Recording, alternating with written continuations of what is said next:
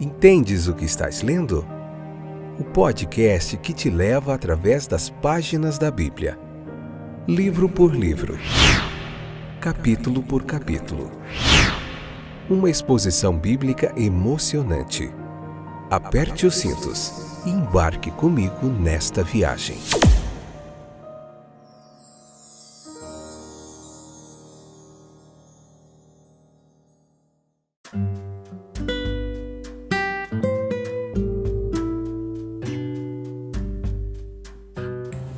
Olá, meus queridos companheiros de viagem através das páginas da Bíblia. Esse é mais um excepcional episódio do podcast Entendes o que estás lendo. Que alegria, satisfação estar aqui de volta. Eu sou o Fábio, um pouquinho cansado hoje. Nossa, que dificuldade que foi para encontrar esse tempinho hoje para estar aqui conversando com vocês, para a gente falar um pouquinho sobre a palavra de Deus.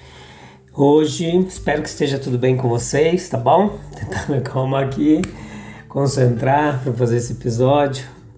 Nossos dias são corridos, muitas coisas para serem feitas, né? Só Deus para dar graça para a gente concluir cada uma das nossas funções, obrigações, em tantas áreas. Hoje, Números capítulo 33, episódio 569. Esta é a 7ª temporada, estamos chegando ao finalzinho. Essa 7ª temporada que vai até o capítulo 36 do livro de Números, que é o último capítulo do livro de Números. E depois eu já comecei a trabalhar já nos episódios de Mateus. Em breve a gente vai estar vendo o Evangelho de Mateus, tá bom? Juntinho, eu conto com a sua audiência e a sua paciência. Hoje nós iremos ver as jornadas dos israelitas, como que foram, tá chegando a uma espécie de conclusão do livro de Números, né? Aqui no finalzinho, mas tem muita coisa interessante, muitas lições práticas para a gente aplicar nas nossas vidas, que são bastante úteis em nossa jornada cristã. Aqui nesse capítulo 33 não há quase nada que explique, por exemplo, como Israel deixou o Egito. Disse que passaram pelo meio do mar, mas nada se diz da maneira maravilhosa e gloriosa como essa passagem foi efetuada. Não há nada de toda a legislação no Sinai, nada do tabernáculo, da arca, das ofertas e do ofício sacerdotal. Nada das grandes misericórdias do maná, nada nem mesmo sobre nuvens ou trombetas. Embora tivessem muito a ver com as viagens, nada de rebelião, que foi a grande causa desta longa peregrinação de Israel. Se fosse um mero registro apenas de lugares aqui, nós poderíamos entendê-lo melhor, mas há assuntos adicionais suficientes introduzidos para nos deixar perplexos sobre por que alguns são inseridos e outros fatos omitidos. Quão claro se torna para mim, à luz de um registro ingênuo como este, que erraremos se nos permitirmos olhar constantemente para os livros do Antigo Testamento como sendo apenas a literatura clássica dos hebreus. Não. É claro que são literatura, mas é uma parte tão pequena da verdade que lhes diz respeito, que se permitirmos que se torne demasiado proeminente, esconderá uma verdade muito mais importante. Evidentemente, Moisés não era homem que se importasse com as sutilezas e elaborações tão caras aos escritores meticulosos em seus relatos. As suas mãos estavam ocupadas demais para orientar e governar. Se o que ele escreveu foi escrito de forma a glorificar a Deus, isso foi suficiente. Nós encontramos no Pentateuco, os 5 primeiros livros da Bíblia, não apenas história, mas materiais brutos, mais autênticos, indescritivelmente preciosos da história. Entenda, meu querido, minha querida ouvinte. Um homem com o interesse e o conhecimento necessários, ele pode analisar, selecionar e combinar esses materiais aqui numa história do seu próprio ponto de vista. Mas graças a Deus ele escolheu um Moisés manso, humilde e altruísta, que não tinha opiniões do seu próprio povo para afirmar. Ele fez da sua escrita ali, escrever algo muito mais importante do que a história de qualquer nação, a saber, o objetivo principal era o trato de Deus com o seu próprio povo e através dele com o mundo em geral. Embora este seja um registro tão breve e aparentemente ingênuo, se esse fosse apenas o único fragmento sobrevivente dos 4 livros que nós já fizemos no Antigo Testamento, o Pentateuco, isso de maneiras notáveis indicaria a autoridade de Jeová sobre Israel. Moisés e Arão, eles são mencionados como líderes de Israel no versículo 1 aqui desse capítulo 33, mas apenas líderes sob Deus, pois Moisés escreveu este mesmo registro por ordem de Deus, versículo 2. Arão subiu ao monte para morrer por ordem de Deus, versículo 38. Nós deveríamos também aprender algo sobre o poder punitivo de Deus. Deveríamos nos sentir na presença de algum pecado terrível, algum sofrimento terrível, algum golpe culminante que caiu sobre o Egito. Nós deveríamos aprender que Deus foi capaz de vindicar sua majestade e glória contra a arrogância da idolatria, versículo 4. Nós deveríamos aprender que a vida humana ela estava à disposição soberana de Deus, pois Ele controla desde a morte dos primogênitos lá no Egito, a morte de Arão. Pelo que vemos claramente da presença de Deus em certos lugares, nós podemos inferir, afirmar que Ele também estava em lugares onde não podemos ver. Nós poderíamos afirmar que se Ele estava no meio dos israelitas quando eles deixaram o Egito, e no meio deles 40 anos depois, então Ele deve ter estado com eles durante todo o tempo de sua jornada. Assim, embora nestes 56 versículos do capítulo 33 aqui de Números, não seja dito absolutamente nada de maneira clara e direta sobre o caráter humano, ainda assim nós somos colocados face a face com sugestões muito claras a respeito do caráter de Deus. Do ponto de vista humano, o registro é realmente muito árido, mas isso apenas ajuda a mostrar como, quando o homem se torna pouco visível, a menos que seja um mero andarilho, a glória de Deus ela brilha intensamente. Lendo o livro de Números, durante todos esses capítulos nós vagamos com Israel. Desde o dia em que eles deixaram Sinai até o dia em que entraram nas planícies de Moabe, pelo Jordão. E agora nessa passagem nós somos todos, meus queridos, subitamente elevados, por assim dizer, com Moisés, a uma montanha extremamente alta. Temos uma visão panorâmica da vida errante, imutável de Israel durante esses 40 anos. E é bom sermos confrontados com algo que nos lembrará o caráter mutável e transitório da vida humana. Não é porque um homem nasce, vive e morre numa localidade, talvez até numa mesma casa, que a sua vida deve ser considerada estável. Onde quer que estejamos, por mais enraizados e fundamentados que pareça, nós vemos uma geração indo, outra chegando, sendo nós mesmos uma parte daquilo que nós vemos. Aqui no registro dessas viagens de Israel, havia algo verdadeiro para todo Israel. Moisés e Arão foram rebaixados ao mesmo nível do mais humilde dos seus seguidores. Existem certos contornos necessários aqui na história de mudança, variação, durante a vida de cada ser humano também que vive até o prazo estipulado por Deus, nascimento, infância inconsciente, as influências comuns da infância, no ambiente nuclear familiar, o momento de escolher uma ocupação temporal, o dia em que o pai morre, quando a mãe morre, o abandono dos parentes, companheiros, amigos e assim por diante, até que finalmente a morte também chega para ele. Há tanta vida vivida, tanta biografia escrita sobre o fascínio fascinante de meros interesses mundanos. Que é bom ir aonde, junto com o próprio Deus, nós possamos contemplar as cenas mutáveis da vida. É assim que nós vemos aqui. Em Números 33, 50 ao 56, nós vemos uma forma de lidar com os cananeus, um aviso urgente.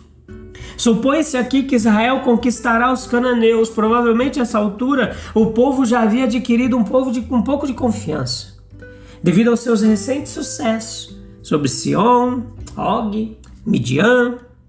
Mas era algo de suma importância quando a vitória foi conquistada, segui-la da maneira certa. Aqui nós temos uma ordem clara, estrita e severa a respeito da primeira coisa a ser feita após a derrota dos cananeus.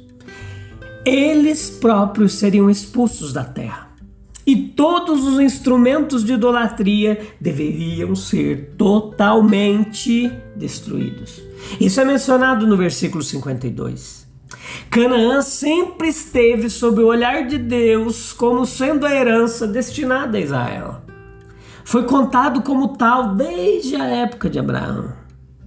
E aquilo que vinha sendo preparado há tanto tempo para Israel, que mesmo enquanto os cananeus habitavam nele, estava sob a supervisão peculiar de Deus, tornou-se finalmente uma herança de grande valor. Deveria ser cultivada ao máximo e então recompensaria ricamente todo o cultivo. Deus demonstrou tal interesse em dar esta terra aos israelitas em toda a sua plenitude, que estava prestes a reparti-la por sorteio. Cada tribo em particular deveria sentir que o local de sua habitação havia sido escolhido por Deus. Daí a necessidade de não deixar nenhuma precaução desocupada para tornar segura essa terra favorecida. Deve ser protegido de todo tipo de perigo, por mais remoto, improvável que pudesse parecer. Se Israel perdesse essa herança, não haveria outro lugar para isso, nenhuma outra posse sobre a qual pudesse avançar com a certeza da conquista. E o que era ainda mais importante, com a consciência de estar empenhado numa causa justa. Em Canaã, enquanto mantivesse a sua lealdade a Deus, Israel era o possuidor legítimo. Mas em todos os outros lugares, era um invasor, sem lei e sem bênção. A segurança do povo ela foi ameaçada por tudo o que ameaçava a honra de Deus. Foi uma desonra evidente para o seu nome, permitir que idólatras permanecessem na terra abertamente para praticar seus ritos cruéis e degradantes. E além de tudo isso, havia todas as chances de que o próprio povo fosse sutil e gradualmente atraído pela idolatria. Lembre-se de todos esses perigos, então você verá uma boa razão pela qual Deus fez uma exigência rigorosa para o tratamento tão abrangente dos cananeus. A causa da redenção do mundo estava ligada à segurança da herança de Israel. E também nós temos uma herança transcendente em muito aquela Canaã, que tanto era aos olhos dos israelitas. Se vale alguma coisa, vale tudo, vale toda a abnegação, vale toda a perseverança, vale a completa submissão a Deus e a espera paciente que são necessárias para alcançar nossa terra prometida. Havia uma grande tentação da parte de Israel. Era a tentação de descansar satisfeito com uma conquista imperfeita. Veja só, Israel estava ansioso, à sua maneira, para completar a conquista e a posse. Mas só Deus tinha sabedoria e a visão necessárias para orientar o povo para uma verdadeira segurança. Houve muitas tentações para o que ele sabia ser uma cessação prematura das hostilidades. Nós queremos colher o fruto muito antes de estar maduro. Além disso, os israelitas, pelo menos muitos deles, desejariam escravizar os cananeus. Havia tentação também proveniente da autoconfiança, de supor que o inimigo enfraquecido é praticamente igual ao inimigo destruído, e não é. Pode haver também a tentação de mostrar uma piedade humana, uma compaixão da qual Deus não havia ordenado, em contraste com a severidade divinamente sábia naquela situação específica. A expulsão total exigida por Deus, ela poderia facilmente parecer irracional e nada melhor do que uma pura tirania. Não houve piedade razoável em deixar que aqueles que eram totalmente corruptos se tornassem fontes abundantes de uma contaminação idólatra para o povo de Deus. Houve também outra tentação, a que surgiu de uma simpatia muito imperfeita pelos propósitos de Deus.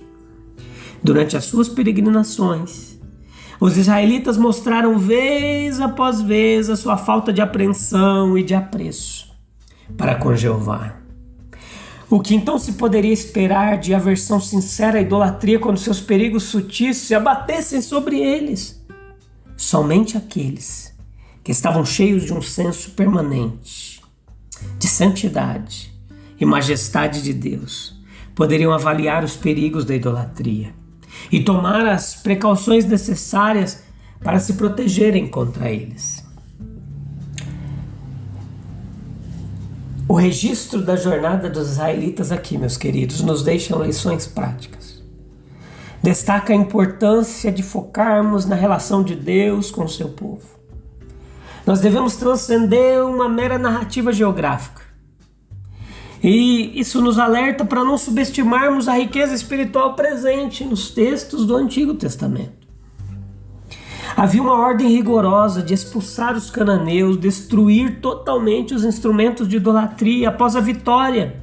Isso ressalta a importância de seguir os mandamentos divinos de maneira precisa, mesmo quando não se compreende totalmente a razão de um ser que é perfeito.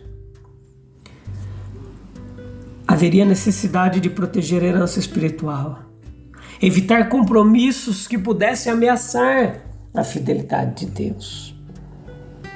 Vamos orar? Para a gente encerrar mais um episódio. Busca um local em silêncio. Acalme seu coraçãozinho aflito agora e vamos falar com Deus Pai. Senhor, que bom estar aqui novamente, meditando na Tua Palavra, que tanto tem nos alimentado, tem sido nosso sustento diário.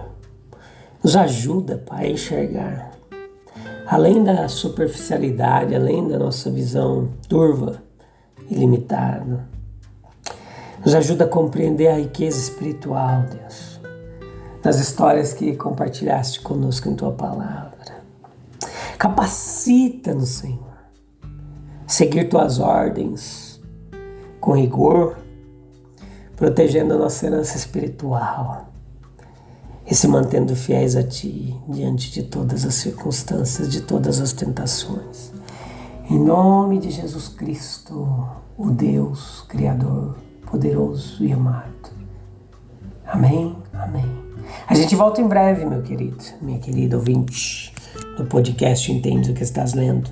Se Deus quiser, a gente volta em breve para continuar esse trabalho fantástico, excepcional, embora às vezes árduo, cansativo.